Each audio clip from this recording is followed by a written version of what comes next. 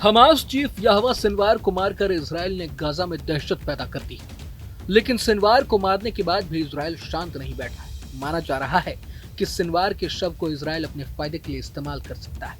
जानकारी के मुताबिक गाजा में एक अभियान में मारे जाने के बाद याहवा सिनवार के शव को इजराइल लाया गया, जहां उसका परीक्षण किया गया। इसके साथ ही एक सवाल सभी की जुबान पर है कि याहवा सिनवार के शव के साथ अब आगे क्या किया जाएगा। सिनवार के शव का परीक्षण करने वाले इजराइल के राष्ट्रीय फॉरेंसिक संस्थान के निदेशक डॉक्टर चेन कुगेल ने बताया कि सिनवार की मौत सिर में गोली लगने से हुई। हालांकि उन्हें भी नहीं पता कि शव को कहां रखा गया है। न्यूयॉर्क टाइम्स ने अपनी रिपोर्ट में बताया है कि इजराइल अक्सर फिलिस्तीनी चरमपंथियों के शव को अपने पास रखता है, ताकि भविष्य में हमास या अन्य आतंकवादी समूहों के साथ अदला बदली में उनका इस्तेमाल किया जा सके। ये ठीक वैसा ही है जैसा हमास ने इजरायली बंधकों के शवों के साथ किया है। अभी इजराइल ने ये नहीं बताया कि सिनवार के शव को रखा जाएगा, हमास को वापस सौंपा जाएगा या दफनाया जाएगा।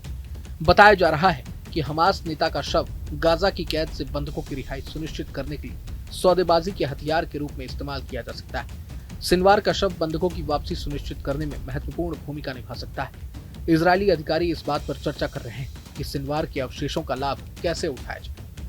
गौरतलब है कि अभी भी हमास की कैद में 100 से ज्यादा इजरायली बंधक हैं। हालांकि इनमें करीब 40 को मार डाला गया है। कुछ लोग ये भी कह रहे हैं कि सिनवार के शव को वापस करने की संभावना कम है। ऐसा करने पर हमास के समर्थकों के लिए उसकी कब्र एक तीर्थ स्थल बन सकती है, जिससे आतंकवाद को बढ़ावा मिल सकता है। कुछ विशेषज्ञों का कहना है कि सिनवार को किसी अज्ञात स्थान पर दफनाया जाएगा। इजरायली ये सुनिश्चित करने का प्रयास करेंगे कि सिनवार से जुड़ी कोई भी जगह पूजनीय स्थल के रूप में न बदलने पाए। बता दें कि याहवा सिनवार 7 अक्टूबर के नरसंहार का मास्टरमाइंड था। डीएनए टेस्ट में उसकी मौत की पुष्टि हो गई।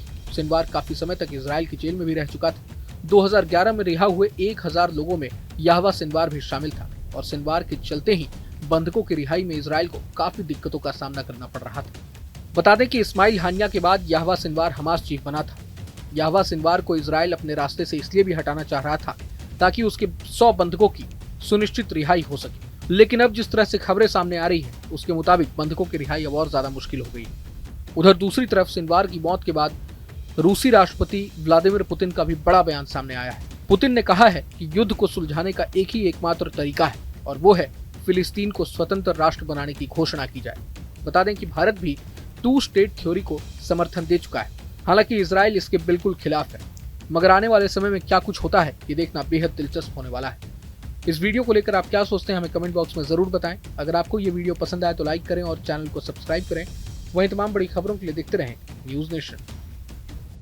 न्यूज नेशन अब व्हाट्सएप पर खबरों के ताजा अपडेट के लिए न्यूज नेशन के इस क्यूआर कोड को स्कैन करें।